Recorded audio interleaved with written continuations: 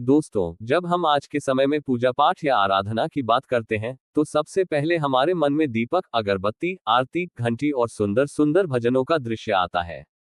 लेकिन क्या आपने कभी सोचा है कि वैदिक काल में पूजा का रूप कैसा था? क्या उस समय भी लोग कविताएं, गीत या आरती गाते थे, या फिर भगवान की उपासना का तरीका बिल्कुल अलग था? पुराने वैदिक काल में पूजा का अर्थ सिर्फ अनुष्ठान नहीं था, बल्कि वह जीवन का एक अनुशासन था। उस समय की आराधना मुख्य रूप से वेद मंत्रों के उच्चारण पर आधारित होती थी। यज्ञ, हवन और मंत्र जाप ही भगवान से संवाद करने के प्रमुख माध्यम माने जाते थे। लोग प्रकृति के तत्वों अग्नि, वायु, जल, सूर्य और पृथ्वी की आराधना करते थे, क्योंकि उन्हें ही ईश्वर का स्वरूप माना गया था। पूजा का मकसद किसी वरदान की प्राप्ति नहीं, बल्कि आत्मशुद्धि और ब्रह्म से एकाकार होना होता था। आज के समय में पूजा का स्वरूप बदल गया है।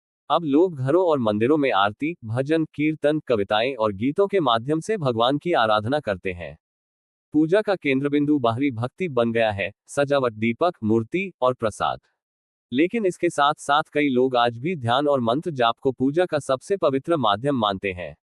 अगर हम तुलना करें, तो वैदिक काल में पूजा का महत्व ज्ञान और साधना में था, जबकि आज के समय में भक्ति और भावनाओं में है। पुराने समय में हर शब्द का उच्चारण, हर अग्नि की आहुति एक अर्थ लिए होती थी। अब पूजा में संगीत, कला और रचनात्मकता ने अपनी जगह बना ली है। कविताएं और गीत तब की पूजा का हिस्सा नहीं थे, क्योंकि उस दौर में आराधना का भाषा माध्यम संस्कृत मंत्र थे। गीता जैसे ग्रंथ बाद में आए, जो कर्म, भक्ति और ज्ञान योग के मार्ग को समझाते हैं।